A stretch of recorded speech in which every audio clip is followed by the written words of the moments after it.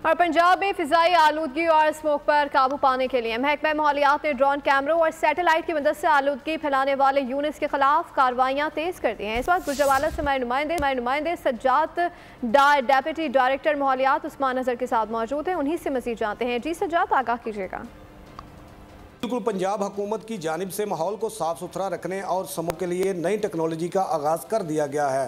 इस हवाले से गुजरांवाला महकमा माहौलियात के डिप्टी डायरेक्टर उस्मान अजहर हमारे साथ मौजूद हैं। आइए उनसे जानते हैं कि पंजाब हुकूमत की जानिब से क्या इक़दाम किए जा रहे हैं। सीनियर मिनिस्टर मरियम औरंगज़ेब की का विज़न है क्लीन एयर से रिलेटेड।